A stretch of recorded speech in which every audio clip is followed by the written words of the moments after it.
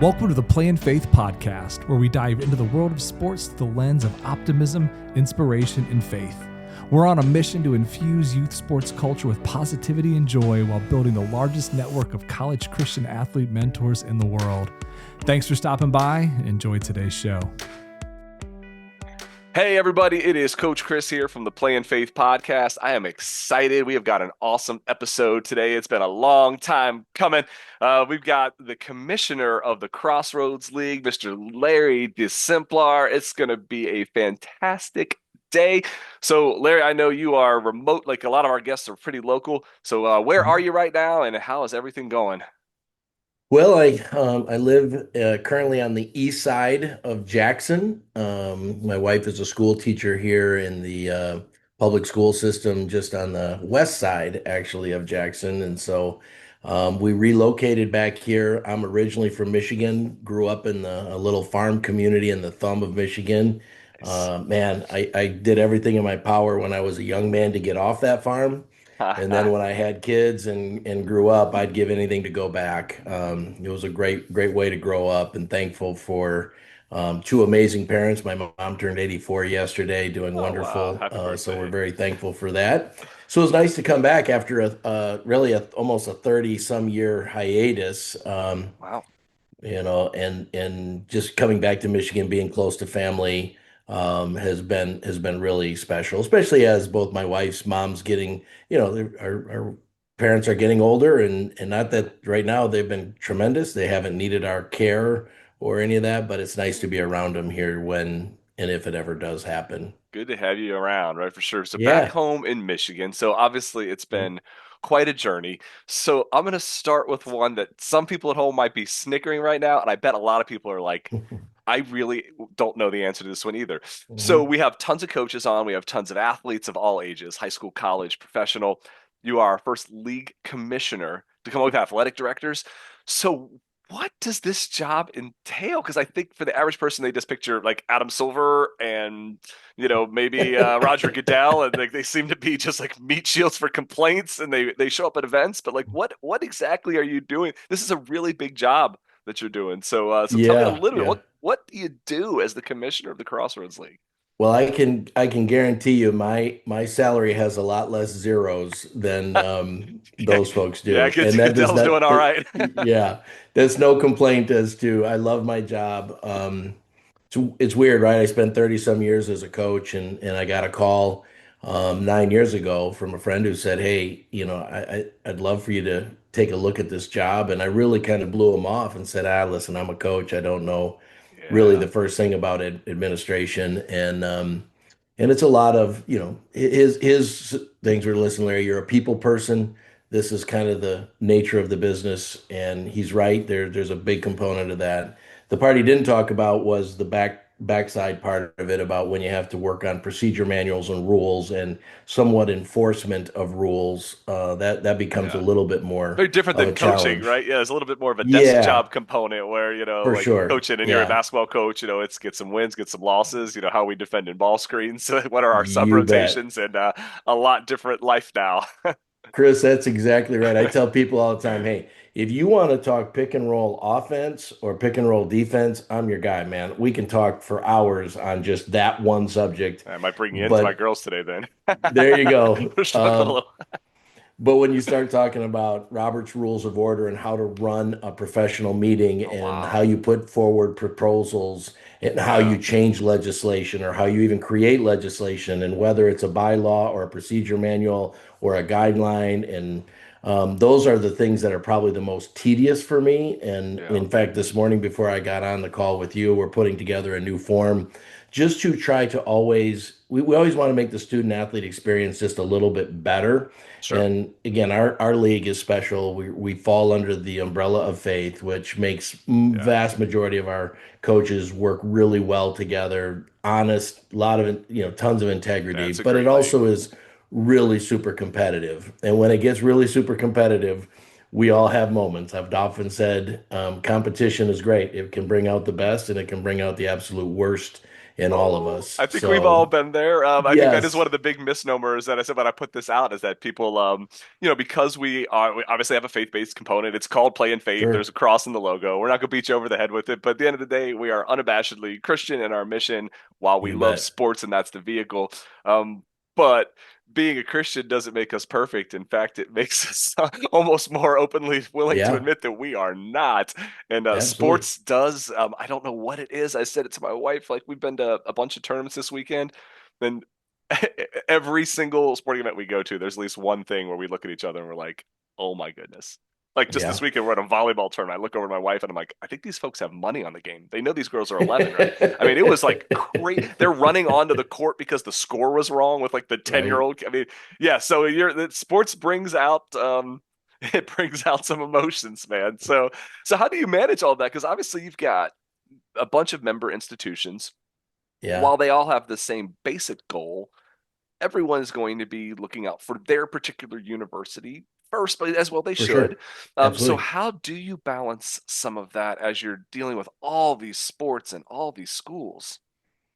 Well, I think the hierarchy of how this really would look, if you were to look at it like a business flow chart, you have our 10 presidents across the top, and maybe Sure. above that 10 of those 10 presidents would be like the chair of that group, the Council of Presidents, which we call the COP.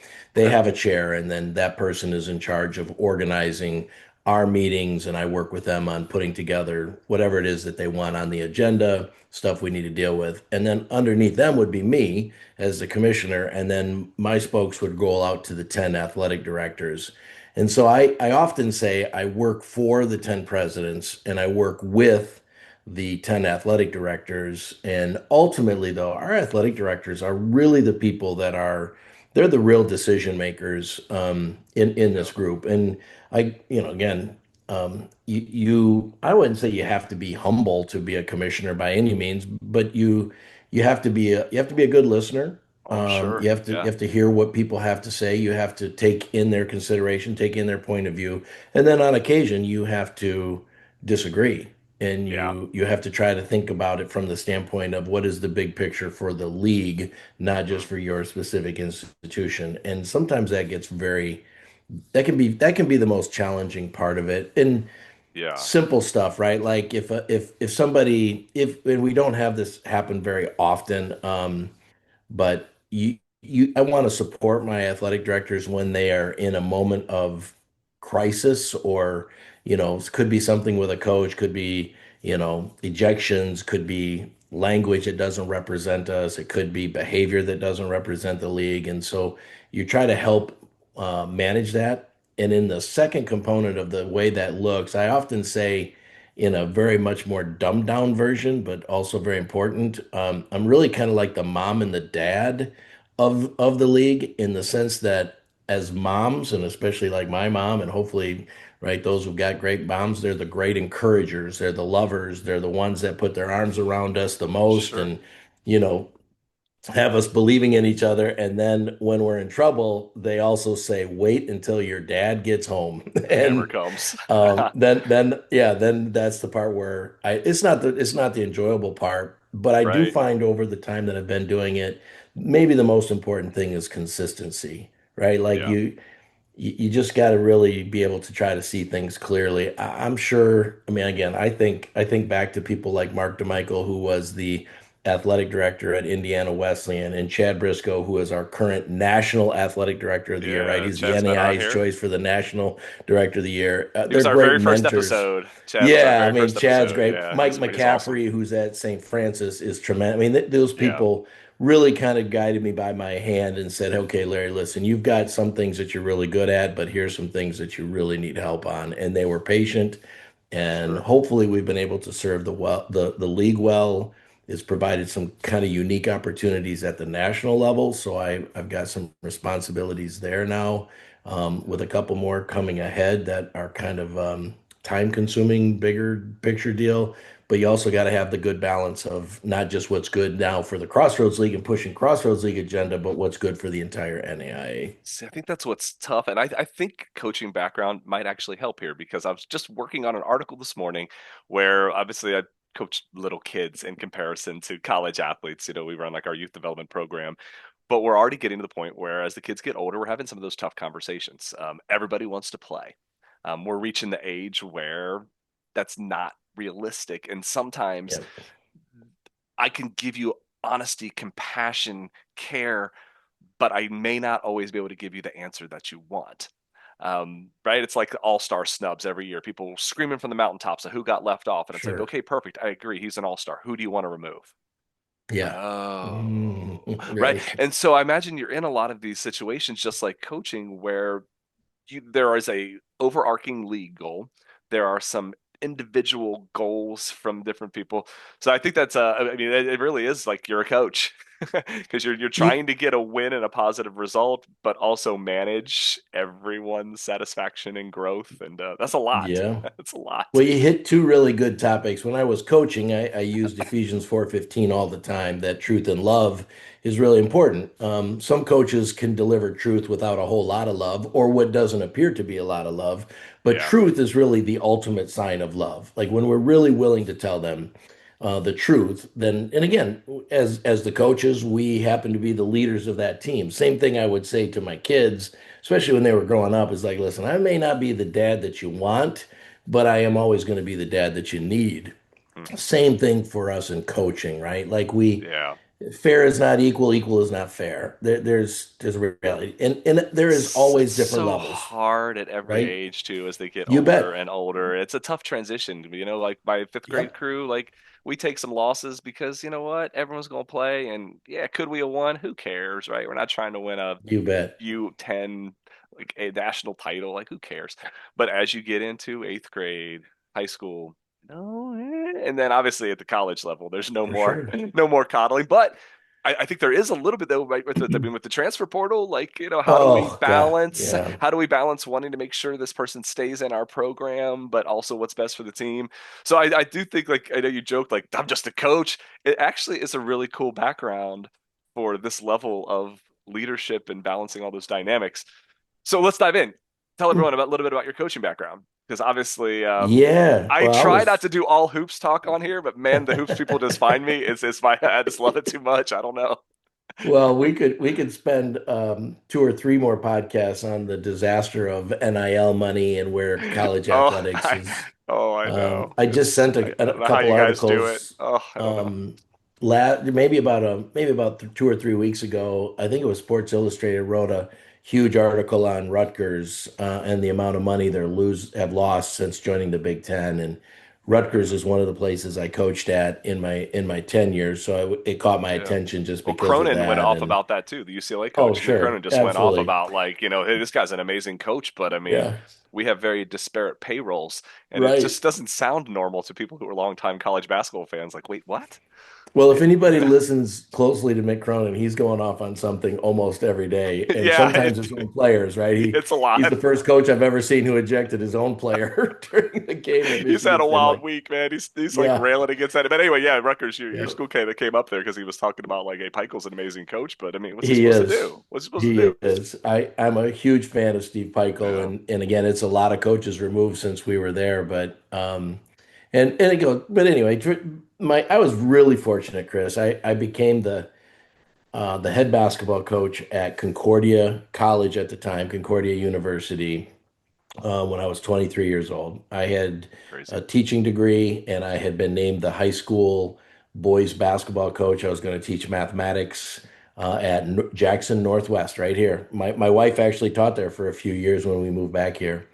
And so the job, I don't know, I was 23 years old, and when you factored in I was going to coach girls JV softball, freshman girls basketball, and I was the varsity boys basketball coach. And I was thrilled to be the varsity boys basketball coach. The athletic director Wayne McDonald says, Larry, I have no problem hiring you. He goes, you're young. I think you'll do a good job. He says, I'm just concerned that you won't stay. And I said, Wayne, I honestly, the only thing I'm going to leave for is a college opportunity. I do want to coach collegiately. Well, sure enough, fast forward to the end of that summer, I got an opportunity to go coach at Concordia College. Now, keep in mind, my salary was going to be north of $40,000 ish in 1991 or That's whatever this that's not was. terrible though. Like my No, brother-in-law is a college baseball coach, and his first salary was 0.0. He worked for free yeah. 99 at the Air Force. So I mean, you were Well, you were raking it in 91 then. that was for the high school job. Yeah, That was oh, going to be the high oh, school job. And the college job, they said, is for 1 year only. You can interview for the job your second year, and you're going to make $16,000. No guarantees you get the job, whatever. And my dad looked at me and he goes, "Son, this oh. is the dumbest decision in the world. Like, what are you doing?" Look at you now. And then, I mean, again, talk about how we were terrible. We won 4 games. But I was retained. I think mostly retained because maybe they thought, I think I was a better, maybe just a better person with a little bit of stability and maybe a little more mature than the normal 23 or 24-year-old, although my wife would The low definitely bar. disagree. Yeah, she would definitely disagree. And Just anyway, kidding, young they listeners. yes. The Uh, yeah, and it turned out to be I got to coach there for 4 more years. I met my wife there. She was a former player there. She was teaching down in Florida. She came back for a summer camp. Met her immediately, fell in love with her, and obviously 31 years later, we're still together. I think at the time she thought, wow, this is really cool. This guy's the basketball coach, and she thought that might be a yeah. really cool career. And Well, then she that's found really out when you're wild. the assistant basketball coach at the Division I level, it's not great. I mean, when I was Oh, coaching at Rutgers, I can remember calling her from the ESPN zone. We were hosting a recruit. My steak was getting cold, I'm sure, and I was checking in, and my son, who was maybe a year at the time, had just barfed up his, beanies and weenies on her, and she's in tears, and she's by her, we have my daughter is a little bit older than her, or she's about uh, 5 years older than my son, but had a little, but just no support. Our families are in Michigan, and here we yeah, out in New York and New it's Jersey, crazy. and trying to survive it. And so she was really the mainstay. I mean, I'm so Yeah. fortunate to have this woman in my life. But I met her there. We got married, and then we went to Kent State for 5 years. We had a really fun experience at Kent. Kent, Ohio was a What great what place year were for you us at to. Kent? What year? We were there from 97 to 2001. So, oh, is it '02? It's '02 when they Oh made the crazy two. run, right? So all of those kids, 7 of those Like players Antonio were Gates and seniors. yeah. Yeah, and Oh Antonio wow.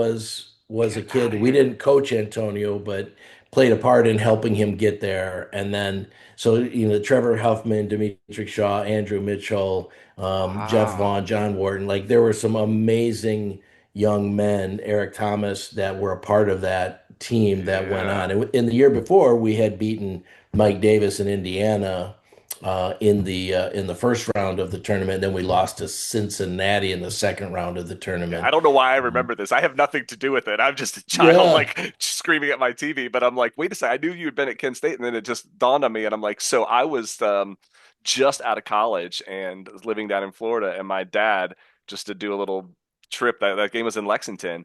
My dad bought me a plane ticket, and we went because that yeah, was the Duke Indiana regional, and then you yeah. all screwed it up.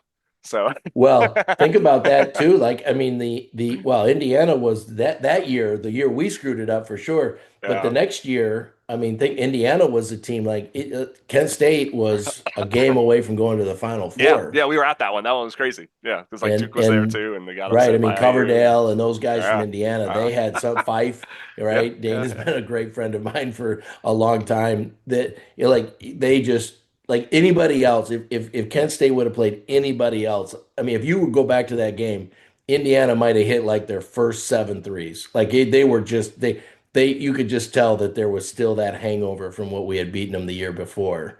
And it was, that is such a, there's so many stories about that Yeah. I'd love to go back to. I mean, again, Stan Heath coached that team for 1 year. Stan and I have been friends since he was a assistant coach at Albion when I was the head coach at Concordia. I mean, Wow. he was at Bowling Green when I was at Kent State, and then he went to Michigan State, and then we played a pretty good hand in helping him get the job there. He's there for 1 year, goes to Arkansas, right? Like, I Yeah, mean, yeah, yeah. that team was so built for success, but Stan really did a great job. He played a different Oh style than wow. we did and all that. So anyway, Yeah. Stan went to Arkansas. We went to Rutgers. We were out at Rutgers for 5 years. Got to coach some really awesome kids while we were out there. Quincy Doobie was a Sure. kid who Oh was yeah. drafted 17th overall out of Yeah. Rutgers and played for us. He was a Coney Island kid that I still talk to all the time. Great, great That's young awesome. man. And then after we were asked to leave Rutgers, they Well, that is politely we'll said, get to that part in a second because that yeah, is the unfortunate reality of that industry, sure, right? yep. And we ended up at Cleveland State, and Yeah, good I school. was with Gary Waters for all 25 years, Wow. starting together at Eastern Michigan. I kind of skipped that over. After I left Concordia, I went to Eastern Michigan for 1 year, and we had a great year that year, 1996. We beat Duke in the first round of the tournament. We had a lot of people, if they can go back to it, we had a diminutive little point guard named Earl Boykins, I know who and that is too. Yeah, Earl sure. was an amazing player. He's an Tourney amazing human legend. being. Yes, played Yeah. 13 years in the league at five Oh, foot five. I mean, I yeah. literally was a coach at Concordia, and I was over just to watch a practice. And I remember asking Gary Waters, this we were not working together. I was just getting to know them a little bit. I was a head coach there. He was an assistant at Eastern, and I said I was watching him out there. I said, "You gonna let the ball boy play?" And he goes, "Oh, you think he's Wait a ball 60 boy?" Yeah, seconds. yeah. And Gary back then, NCAA rules, Gary couldn't watch. He goes, "Let me just let me watch for about a half an hour. Come tell me what you think." And I was like, "Holy crap! Like, are you kidding me? Right? Like, who is this kid?" So great story, fun stuff. Loved my career. Thankful to be the commissioner now. Yeah, for sure. Don't think I would want to go back into college coaching. I mean, I have dear friends who are in it, and I've been asked a couple times, maybe three or four Oh over the yeah. last 9 years, but it's a So just a let's different let's monster. land there then. Yeah. So like you hear all the time like coaching is in your blood. I get how it can become like a complete obsession, right? We run this ministry, we have three or four other businesses, and my wife and I will wake up on a Saturday morning talking about how we're going to break a press in a kids basketball game, right? Like it becomes like it becomes a mission. So we'll go two directions here: the thing you miss most about coaching, and the thing you miss the least. Oh, easily the relationships. I Yeah. miss the one-on-ones. I miss those kids coming into my office seeking advice. I often said this, and I would want everybody to hear it, right? Because again, these Division I athletes, they come in and they think they're every one of them's the BMOC, right? The big man on Oh, campus, and well, all the sure they girls are were. flocking to him. Yeah. And it got to be a thing where when they started to get kind of serious about a girl, they would almost always inevitably bring them into my office. I get like, and I might see them at the cafeteria or something and be like, "Hey, what's going on?" And I would sit this girl down and I go, "Hey, look at him, right? He looks good right now, right? He's all yoked out, his biceps, he's got great abs, right? He says he looks good, he's the man on campus." I go, "And you, young lady, you get to choose him. Like you do. That's your choice. You get to choose him." I said, "But man, your kids, they don't get to choose their dad. You do. So don't just look at the exterior. Make sure you're looking in here, right? His heart's got to be right." And then, of course, my players would be like, "Coach, what are you doing? You're killing me," I right? know. What are you Like, doing, I'm coach? like, "No, I'm not killing you. I'm helping you." Like, Yeah. again, and it's funny, the ones that have had wonderful marriages and have gone on, they'll come back. I mean, Norris Cole, it's a name people might know from Yeah, he this, right? He won a couple championships he just got married. He's 37 years old, just got married. And he's calling me the other day. His wife, Kelsey's in there, and he wants to complain about, I don't know, something about his freshman year or something that I didn't play enough minutes. And I got to remind him that he's using an inhaler. But ha, those guys would come in and just know that I wanted it to always be more than just basketball. Now, don't get me wrong. We did yeah, a lot of basketball. We watched a lot of film. We had a lot of hard conversations. But the sure. most important thing that any of those young men can do is find the right spouse, the right person to share your life with. That's the blessing that God has for you. And I know the trappings of life and the trappings of being a Division I Sure. athlete is that there's a lot of people throwing A themselves lot of around and options. a lot of options, Sure. and just right to really and to our young people, the young ladies that came in there too, I wanted them to know the same thing. Like, listen, this is a huge deal. And it's funny, I've got a niece who's 20 years old, and she's a college student now, and she just told me at Christmas, she goes, "Uncle Larry," she goes, she goes, you told that story just kind of innocuously to us, right? And she goes, I think about it all the time. Like all the time, I think about like, hey, whoever I date, this is the potential father of my kids. And I'm like, well, I'm not nearly as worried about you as I was about those other ones, but for sure, right? It's the same Yeah. message. It's the same thing. And it's the experience I had from my parents being married 63 years to my wife and I being married 31 years, right? To the commitment to what that is. And God loved my wife. She put up with a whole lot of stuff for 30 years. And the last nine, it's been nice to be able to give back a little bit more. And like we were talking about off air, I'll be able to go and spend 3 days with my daughter. If Yeah. if I was still coaching, I could. I don't know if I could spend 3 days with my It's wife. it's You know, yeah. I mean, we know so talked to a ton of coaches. It's a sacrifice. So obviously, I think that it's funny as we talk about all of the competitiveness and everything. Almost everyone tells me it's the relationships. It's a you're right. relationship unlike any other. There's such a closeness there. So how about miss the least? Because obviously you're Well, doing a very different job now. yeah, Same arena, but completely different day to day operation. What do you yeah. miss the least? Well, I think the biggest thing is that our time, my time, was never our own. The demands of the job required. I'll just give you a Yeah. quick example. My wife and I are in our 20-year wedding anniversary. We got married in August. We were that week we were there, and I got a call midway through, and Gary said, "Couldn't tell you what the player's name is today. Is going to be on campus on Friday. I need you here." And you have to explain to your wife that I'm going to leave this vacation and plan that we had to go do that. And that's again, I was the assistant coach. So you are and honestly, I tell people this all the time. I really wasn't that good. There are guys in this profession that are crazy good at what they do. Crazy good. I was loyal. Thankfully, my parents growing up on a farm, I learned how to work and work hard. Yeah, for And sure. so that part has never been an issue. I'm thankful for that part being instilled in me. But the life work balance of what this job is today is just simply better because I still Yeah. get some relationship stuff for Oh, sure. sure. It's just not as in depth as it Right. was. But I love the ADs that I work for, and when I do get time with presidents, I appreciate their insight and influence and their big thinking and the Yeah. response. But I do not miss, and I don't miss being gone all summer. If you're a Yeah. college recruiter, Oh, the you're grind. gone like from Yeah. July 1st to July 31st, and Yeah, that's that definitely stinks. a ton. So Yep. as we kind of transition into your life now, so you spent a Mhm. lot of time coaching. Obviously at the D1 level, I mean, just some of the names we're rattling off. These are names that anyone who's a basketball fan probably knows. A lot of them, not Sure. just the nerds like me. There's a lot of people like, oh my gosh. So, um, Crossroads League is excellent, right? You're getting some of the best high school players in the Midwest. I mean, I look at our town, like all state guys, but it's a different level than Rutgers, right? You're not playing on ESPN at 7 o'clock. You aren't in a regional final against Indiana, right? So as you kind of transition, what's the biggest difference in how you serve athletics at the Crossroads League versus the D1, where it is? I mean, let's just be honest; it's a business at this point, Sure. even more than when you were coaching. It's an absolute business. So, is it different at the Crossroads League, and what kind of makes your league special?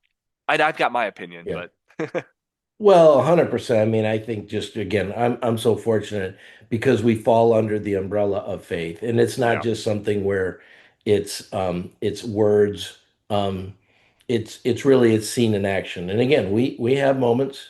of We've had course. tough moments, right? There's times where we have to deal with things because not every single one of our institutions, maybe half or a little bit more, do require a statement of faith to attend the institution, and other ones Mm, okay, don't. It's not required. And so I honestly like that a lot. I think we're called to bring all people, right? We're not, Jesus did not come just to, he came to save the sinners, man, right. It is kind of as funny we because I all mean, not that are. there's like levels of Christianity, but Sure. I mean, there are levels of intensity with it. And I know, like, we Absolutely. live in the backyard of one of your schools, and there's a very strict honor code. There's a statement of faith, Yep. and I know some other schools may not. I've talked to a lot of your coaches about the fact that yes, this is a faith-based institution, but there's a lot of them that like are recruiting kids who may not quite be exactly there in their journey yet.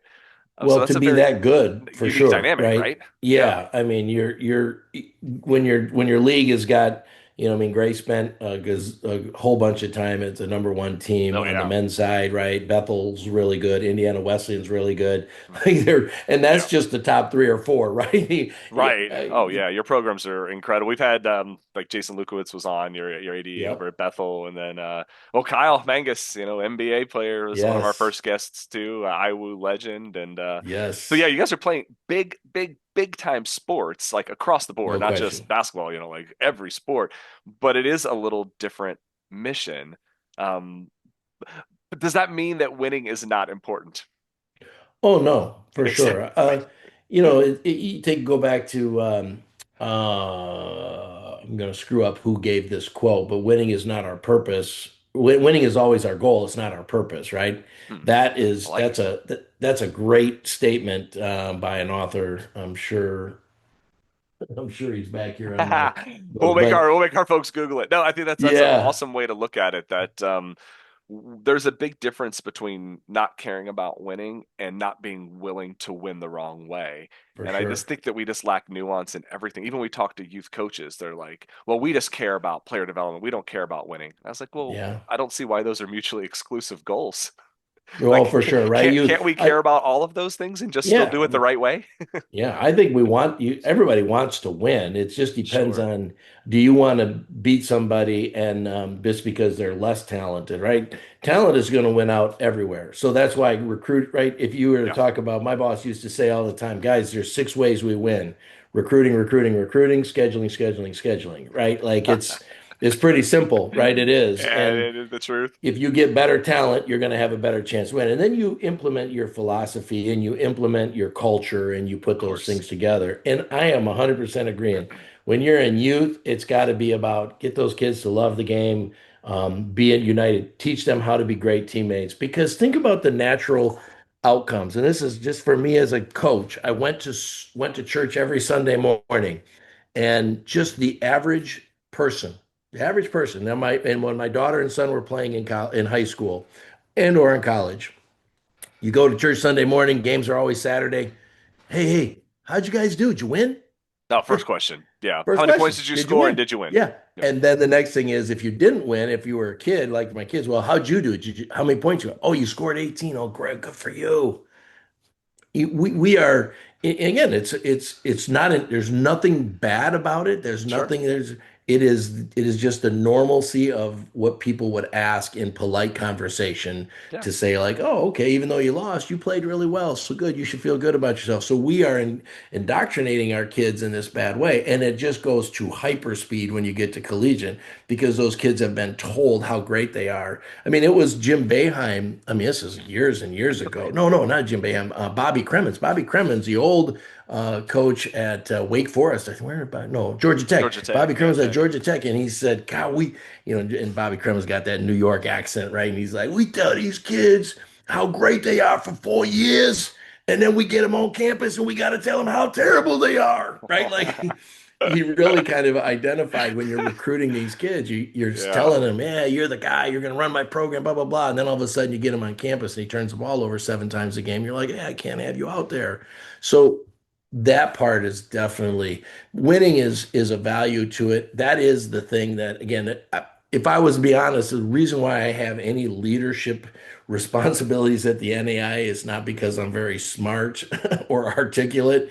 It's because You're I doing all right. represent a league that embodies all the goodness of what kind of the NAIA does too. We're Yeah. highly successful. Shoot, Yes. my bowling coaches would murder me if I don't talk about the fact that we are the reigning national champions in bowling. We're the Yeah. reigning national champions in cross country, both men and women. I saw that We're one. the reigning volleyball national champions, Saw that one too. 3 years Yeah. in a row, Yep. right? And Yep. and then but a lot of us, like we do talk about basketball as kind of been the maybe a little bit of the flagship sport, Yeah, you but guys have a couple teams that got some national yeah. attention too, and the It Grace wasn't that girls long put ago. up like Bethel won the 180. national championship in soccer. Yeah, Spring yeah, Arbor's won yeah, multiple national champions in yeah. women's soccer. I mean, the league is so stupid good. It's It it's is. it's just fun to sit back and watch. And those our coaches they're brilliant because they execute the stuff that is required to be a national champion. To be a national champion it's so much more than just talent.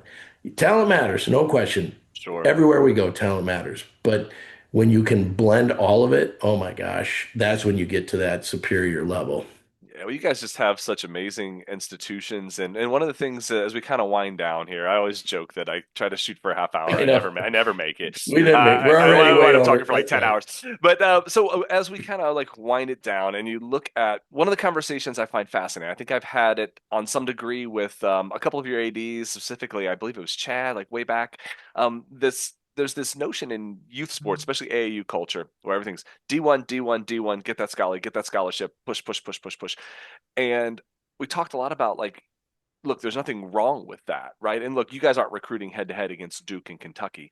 But when we get into some of those like low major D1 programs or some of those D2s, there's this push sometimes for kids that go to the biggest level that will let you be there, right? And whether it's a good fit, whether you're studying what you want, whether you're going to play, and talked a lot about, sometimes it's just finding the best fit for you. I think a lot of kids are finding that fit in your league. You're getting elite, all state caliber level talent. So, what advice would you have for a high school athlete that says, I think what these Crossroad League schools are a good home for me. It's great culture. It's wonderful schools. I'm going to have a ton of success. I'm going to have campus support.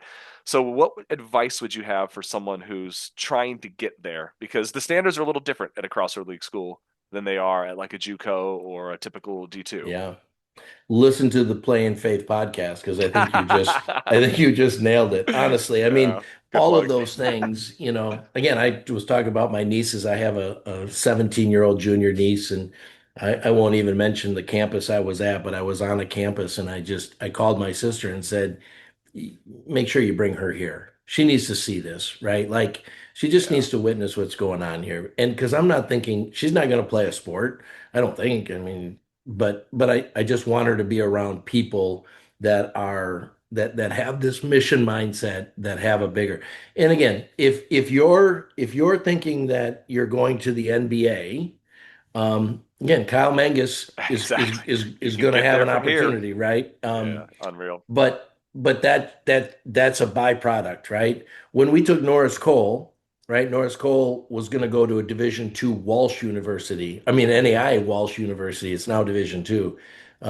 But that's where he was going. He was going to go play football and basketball. And he came to us kind of as we kind of took a chance on him and he took a chance on us. And then all he did is put his head down and work. You can make the experiences. I always think about a couple of things. All right. The three things that have meant the most in my life. First and foremost, my relationship with God.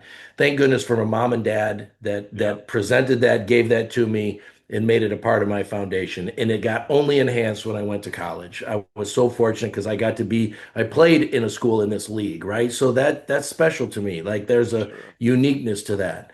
Number two, the woman I met and married, like the maybe right below Most important Jesus, right? decision you're Because going to Jesus make. gave Yeah. it to me. There's Uh, no question. And then third, the relationships that I have. Like the relationships are founded. And I use this kind of analogy, and I'll try to make this quick for us. Like I'm not a smoker, I'm not a drinker, right? Okay. That doesn't mean that I'm not going to have friends who smoke and drink, right? sure. But if smoking and drinking is a prerequisite to be your friend, yeah, I'm going to spend my time other places. I'm not going to waste my time in areas, and there's absolutely no judgment on those choices that you make, right? Sure. But if you're going to judge me on it, that's a different story, right? Because I want to be following on a path that I hope is more biblical. Lord knows I fail all the time. Just ask my wife, she'll tell you how many times I fail. But we should always be searching for that goal. The Crossroads League provides one of the most unique opportunities. And if any one of these schools comes and knocks on your door, it may not be your first choice, but trust me, if you listen and Yeah. you take the time and you dig in, it will be one of the best decisions you ever made. I love it. That I can guarantee you. You're gonna play competitive ball. You're gonna get a world class education. You're gonna be around amazing people. So as we kind of wind it down for all those folks out there, look, a lot of our listeners are local, which makes sense. We've had lots of local guests here, and so they already are well in tune with your league. For everybody else out there, all across the country, all across the world, how can they follow some of you got a bunch of championships up? Kind of give me a preview of what's coming the next few weeks and months in the Crossroads League, and how can people tune in to watch some pretty unbelievable athletic competition? Yeah, go to crossroadsleague.com. Number one, that'll tell you everything. We didn't even get to talk about our Jesus One Day. All 20 teams out there competing, everybody wearing Jesus One, 10 great testimonies. Go back and look at it. You can see it. It's great. It's on the website. It talks about what we did and how we did it. It was beautiful. Generated by our student athletes, not the commissioner. I just supported it. We got wonderful kids who said, "Hey, let's really get this out there." It was an unbelievable day. 2,000 t-shirts sold. It was great. All right. That's it. We got men's and women's basketball championships. Last game of our regular season is Saturday. We're just kind of outlining where the seeding is going to be. We always play at the highest seeds. Quarterfinals are Tuesday and Wednesday for the women. Well, Tuesday women, Wednesday men, Friday, Saturday, and then Monday and Tuesday are the championships of the following week. Then we roll right into cheer championships are going to be Friday and Saturday next week as well. Our indoor league championship, indoor track and field, is this Friday and Saturday as well. So the next couple of weeks are going to be big, a lot of fun. Great to see our athletes go out and perform. And again, what you'll see again when the indoor track meet is at the beginning of the indoor track meet and at the end of the track meet. I guarantee you'll see this. One of my favorite things about indoor and outdoor track and cross country. Every athlete gets together in the middle, and one kid gets in front and prays that group together. It's absolutely my favorite part. So yeah, check us out. You can find out all of the details, crossroadsleague.com. It's a great place to continue to follow us. And I'm not great on Twitter and Instagram and all that, but definitely go to there. We'll get into the Crossroads League. Well, I will just tell you that your league is having a massive impact nationwide, especially in our community. I'm incredibly blessed to coach young girls who, by their own choice, pray before every game, and they don't want to do it in the locker room. They want to do it right out on the court. There's a big huddle. Drop to a knee. They have their arm in arm. And I do think a lot of that boldness and even the idea is planted from what they see in the Crossroads League, because it's trickled down into our high schools. You see it at Warsaw and Northridge and Northwood, and our girls see that as well. And so just thank you for everything that you guys are doing. It's a blast to follow your league. We're going to have tons and tons and tons of great Crossroad League guests, so go through the archives. We probably have a dozen people on here with Crossroad League connections. We got a bunch coming up over the next couple months. But until next time, because I got a feeling we're going to do this again. Larry, thank you so much. I'm sure you guys enjoyed the commish. And best of luck to you. We're going to be praying for you and all your member institutions, and just keep doing incredible things. Thank you. Yeah, absolute pleasure. My pleasure, Chris. Thanks for inviting me on. It's been awesome. All right. Thanks for what you do, too. Thanks for what you do. Thank you. I appreciate it. We're having a blast. All right. Thanks, commish, and have a great day, everybody. Thanks for tuning in to the Play in Faith podcast. If you love what you heard, please take a moment to rate our show and share it with your friends and fellow athletes. Together, we can spread the joy and positivity that youth sports deserves. And be sure to visit playinfaith.com for more fantastic resources. We're on a mission to build a vibrant community of Christian athlete mentors that are not just a voice your athlete will listen to, but one they should. Until next time, keep playing in faith.